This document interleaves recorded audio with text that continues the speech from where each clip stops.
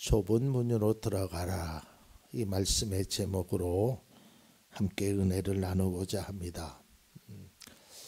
세상의 모든 사람에게 또 우리들에게도 2024년도라는 시간을 우리에게 허락하십니다. 누구도 살아보지 못한 길을 걸을 것이고요. 우리에게 어떤 일이 생길지 아무도 알 수는 없습니다.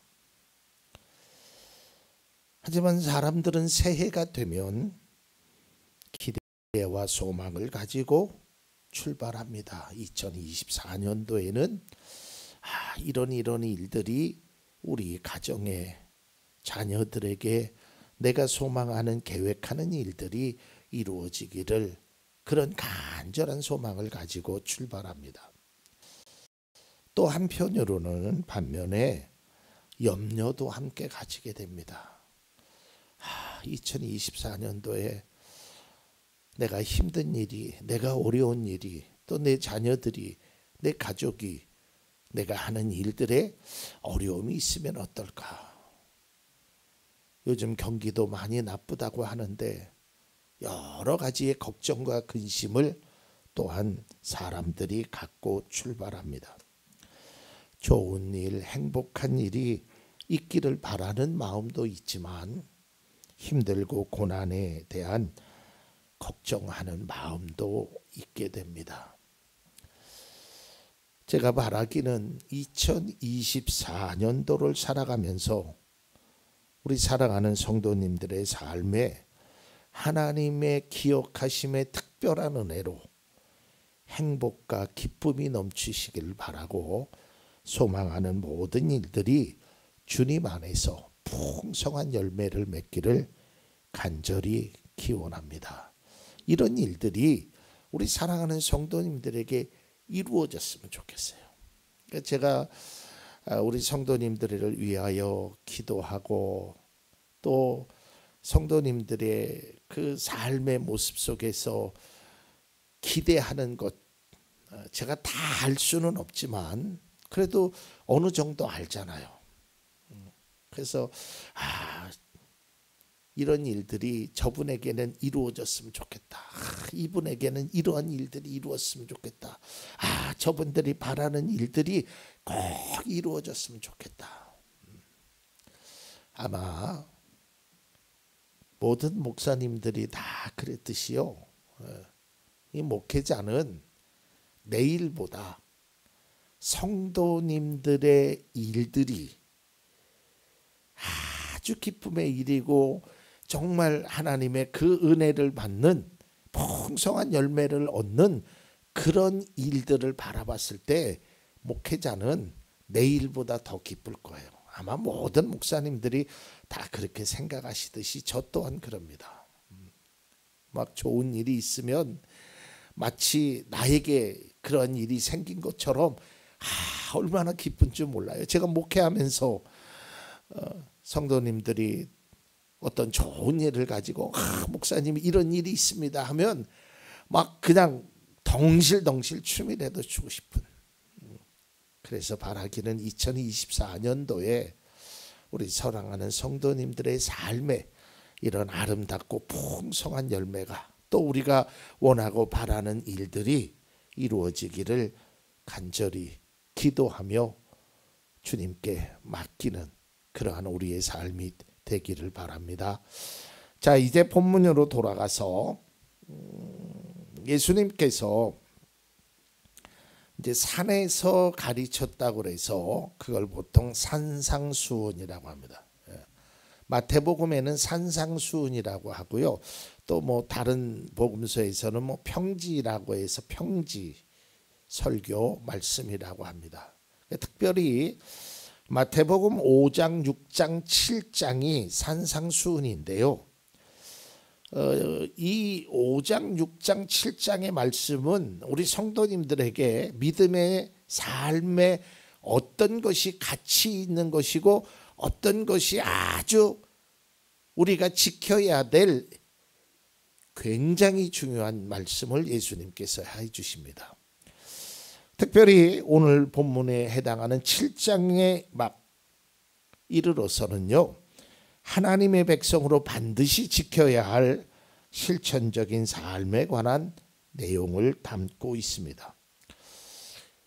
오늘 13절부터 우리가 계속적으로 7장을 보면 예수님께서 서로 대비가 되는 세 가지를 말씀하십니다. 오늘 본문의 첫 번째, 좁은 문과 넓은 문. 그 다음에 그 이후에 좋은 열매와 못된 열매. 그리고 마지막으로 반석 위에 세운 집과 모래 위에 세운 집. 이렇게 세 가지를 대비해서 말씀하고 있습니다. 이 본문에서 주님은 우리의 삶에 두 개의 문이 있다라고 말씀합니다. 하나는 좁은 문이요, 다른 하나는 넓은 문이라고 말씀합니다. 사람들은요, 본능적으로 사람이 많은 곳을 좋아합니다. 그러면 거기 가면 저기가 무슨 일이지 하고 눈길이 가요. 그리고 뭐 성격적으로 다를 수는 있지만 그래도 화려하고 뭔가 웅장하고 이런 것을 굉장히 좋아합니다. 본능적으로.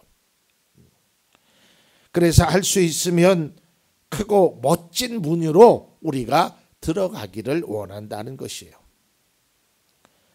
넓고 잘 닦여진 좋은 길을 가고자 하는 것이 사람들의 마음입니다.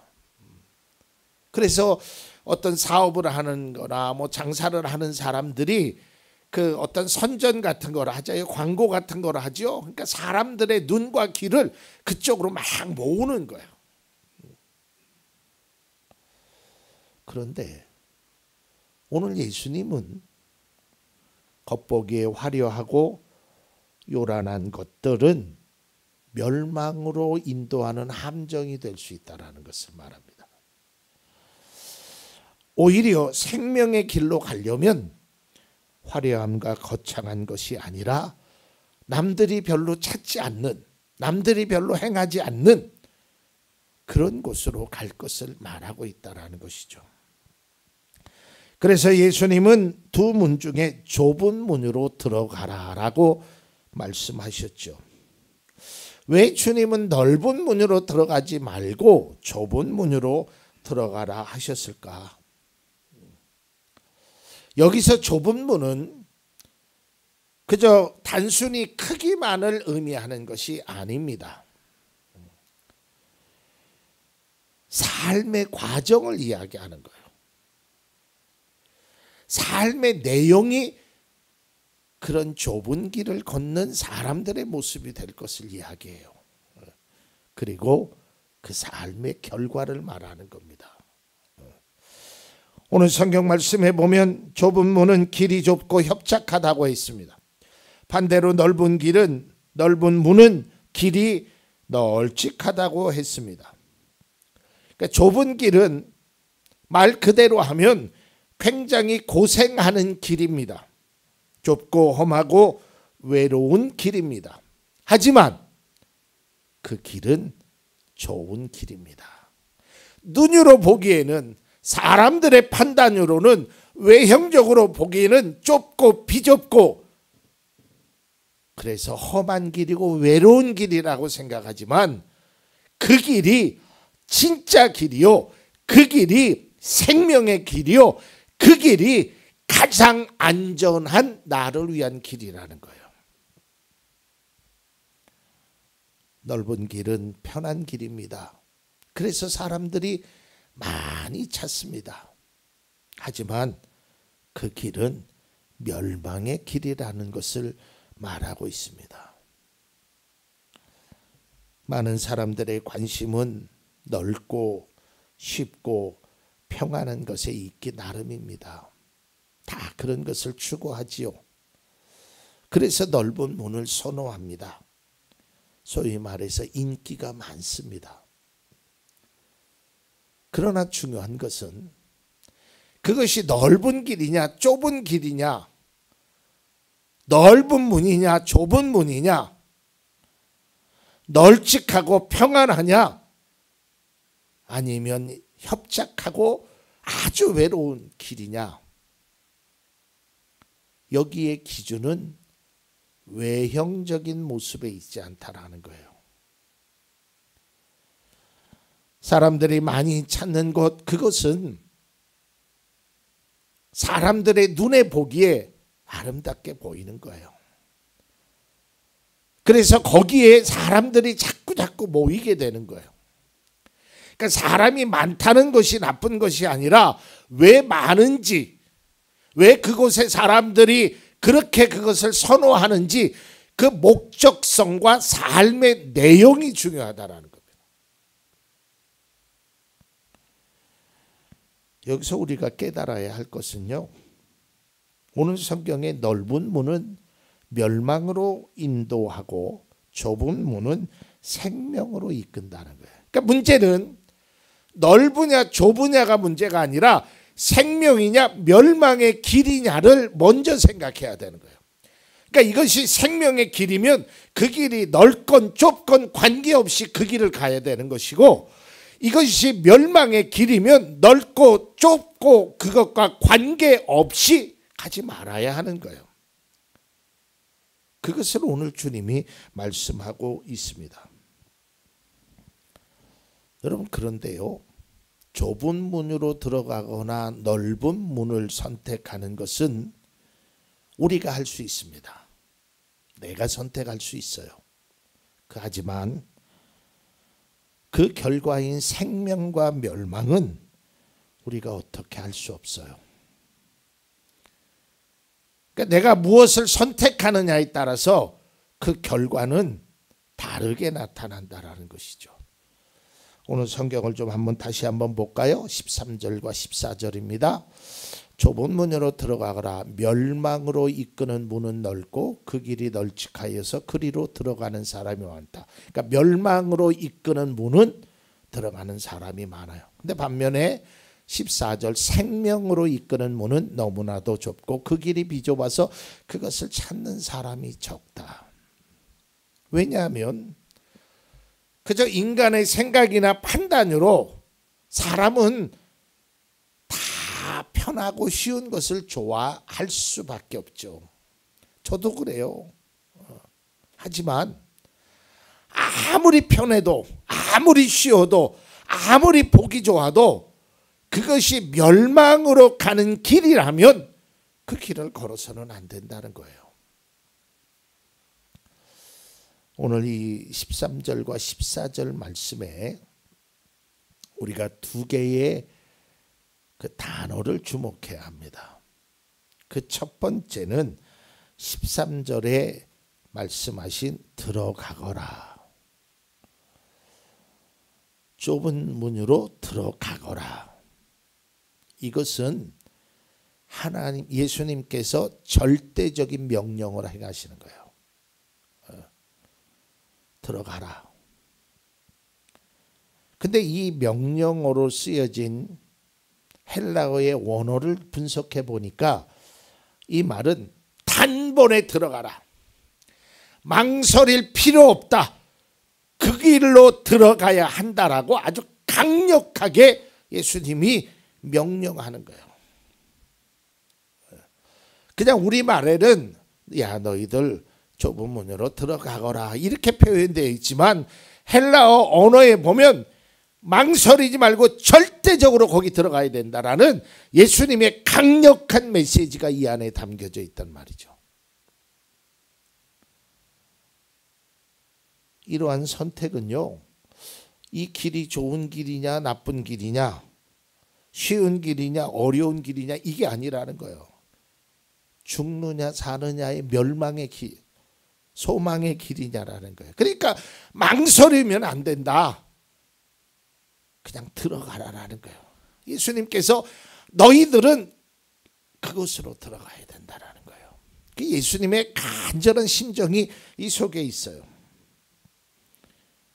그래서 예수님의 이 말씀을 보면 우리에게 선택권을 준 게 아니에요. 그러니까 이 본문을 제가 묵상하면서 아주 귀한 것을 깨달았는데요. 뒤에도 말씀드리겠지만 좁은 문과 넓은 문이 있잖아요. 야, 이 둘 중에 너희들이 선택해라 이렇게 말씀하신 게 아니라니까요.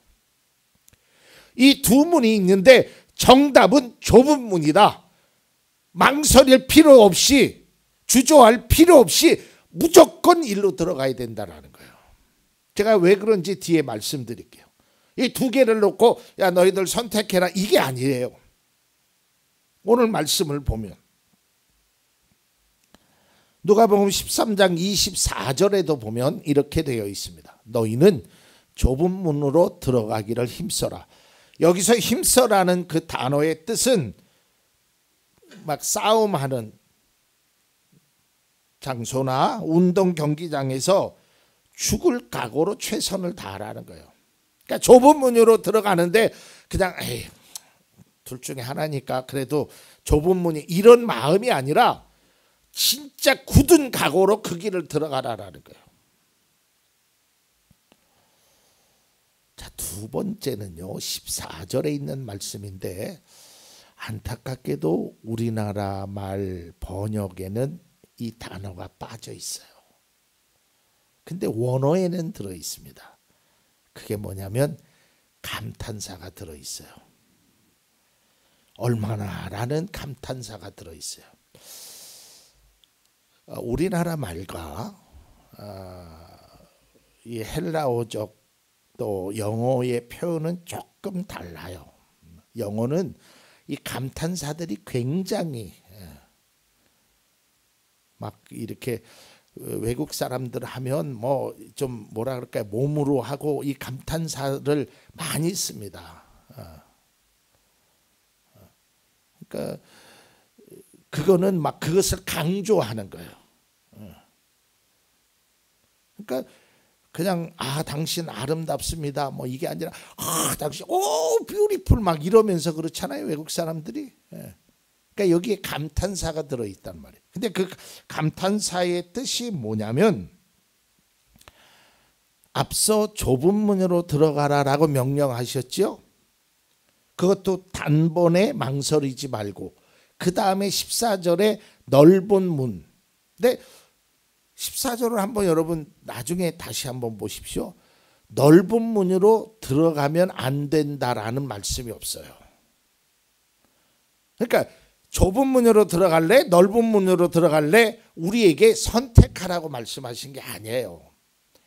그러니까 문은 두 개가 있는데 너희들은 무조건 좁은 문으로 들어가야 된다. 그리고 감탄적으로 말씀하면서 넓은 문으로 가면 안 된다라고 이미 답을 다 말씀해 주셨다는 거예요. 선택을 우리에게 주신 게 아니에요. 감탄사를 사용하면서 주님의 마음을 전하고 있어요. 세상에는 이 두 개의 문은 있다. 그러나 너희는 좁은 문으로 들어가야 된다 명령을 하시면서 이 넓은 문은 절대로 들어가면 안 됨을 말해요. 그러니 이미 정답은 다 나와 있는 거 아니겠어요?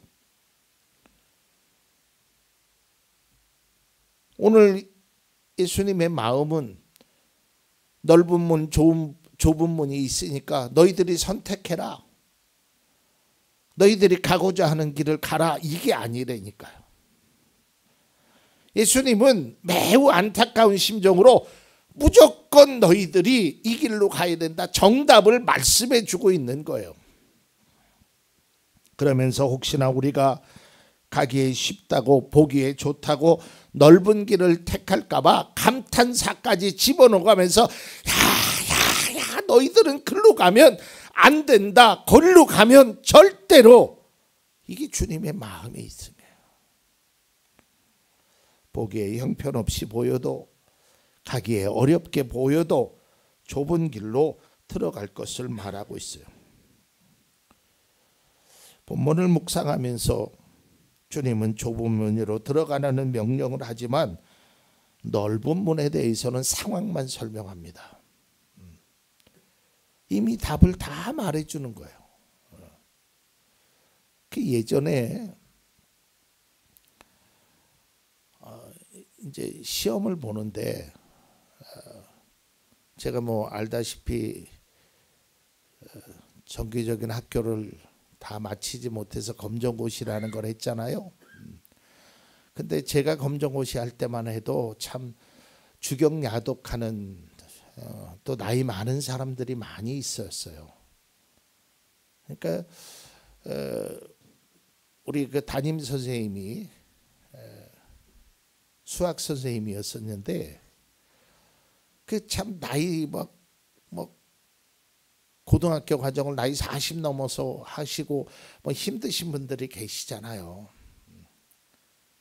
근데 문제 속에 답을 다 줘요.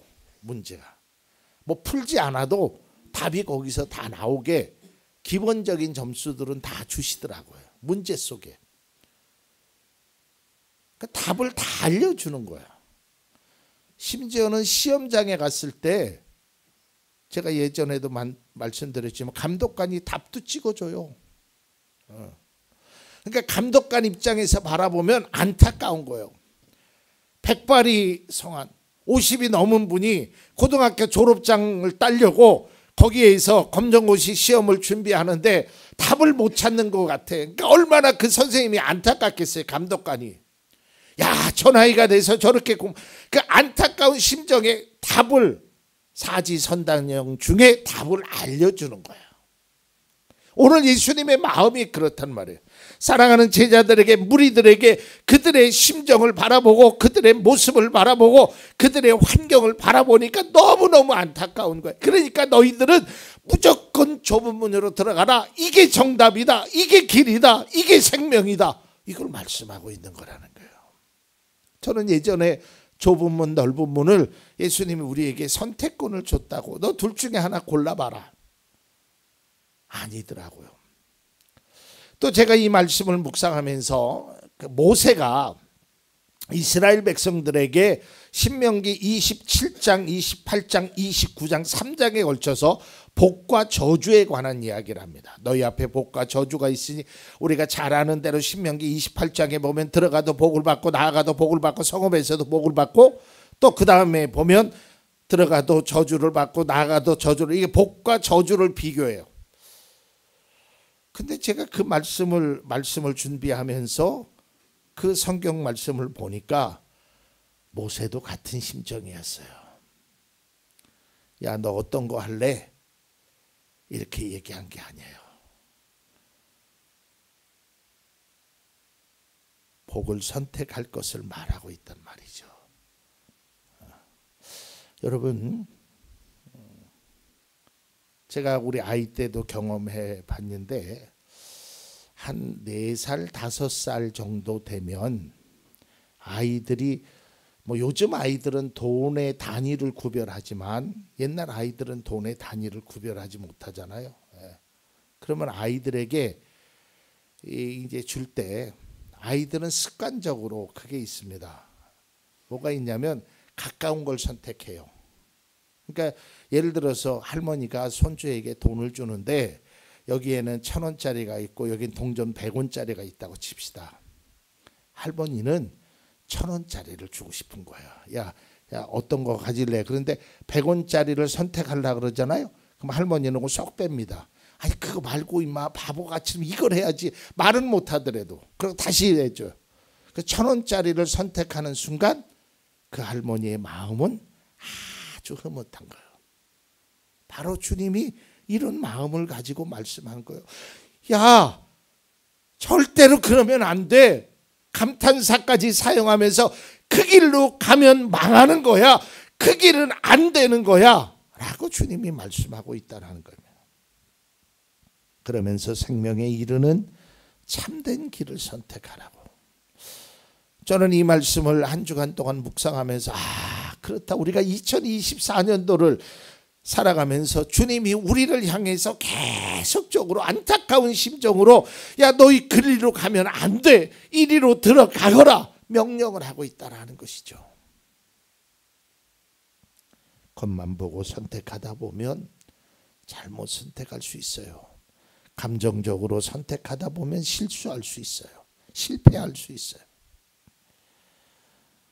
쉬운 것, 당장 편하고 쉬운 것을 앞서가다 보면 잘못된 선택과 후회할 수밖에 없어요. 여러분 성경 속에서 그런 것들이 너무 많이 나오잖아요. 인류 최초의 하나님 앞에 죄를 범한 아담과 하와의 모습을 보세요. 하나님이 분명히 그거는 하지 말라고 했어요. 선악과 나무를 따먹지 말라. 그런데 그들은 그 선악과 열매를 보는 순간, 그 사탄의 유혹을 듣는 순간 보암직도 하고 먹음직도 하고 지혜로울 만큼 탐스러웠다라고 창세기에 기록되어 있어요. 그러면 사망의 열매는 생명의 열매에 비해서 겉모습이 요란하다고 합니다. 저는 버섯의 종류를 모르지만 이거 하나는 분명해요. 화려한 것은 독버섯이다. 화려하지만 그걸 먹는 순간 잘못될 수 있죠. 모든 것이 화려하다라는 것이 다 나쁘다는 걸 의미하는 것이 아니에요.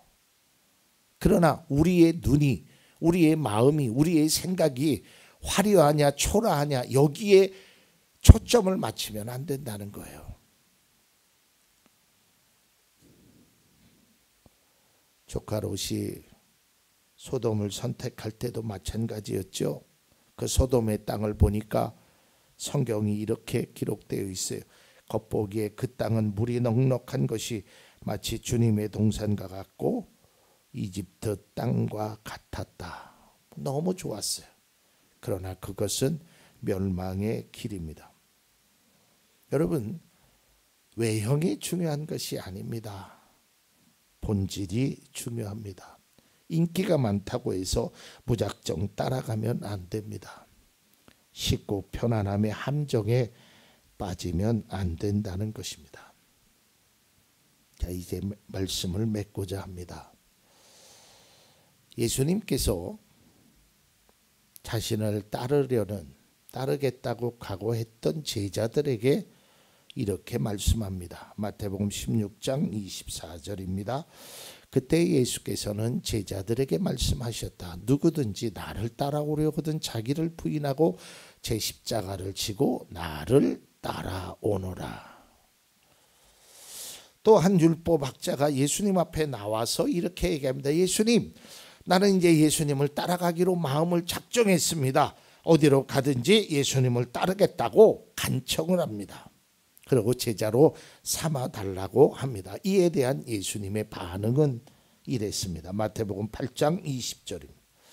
예수께서 그에게 말씀하셨다. 여우도 굴이 있고 하늘을 나는 새도 보금자리가 있으나 인자는 머리 둘 곳이 없다. 여러분 한번 생각해 보세요. 제자들의 입장에서 내가 예수님 다 버리고 예수님을 따르겠다라고 그런 마음을 가졌으면 아이고 기특하다.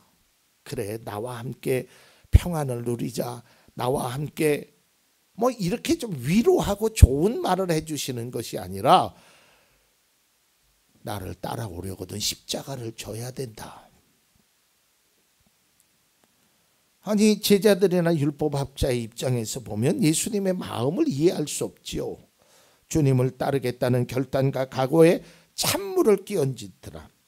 또 그들이 기대했던 것과는 다른 말씀이에요. 오늘의 본문의 말씀도 저는 마찬가지입니다. 왜? 아니 그 비좁은 길, 왜 험난한 길, 그 문으로 들어가라고 하느냐. 아니 넓고 평탄한 그 삶이 있음에도 불구하고 왜 하필 좁고 험한 길을 가려고 하느냐.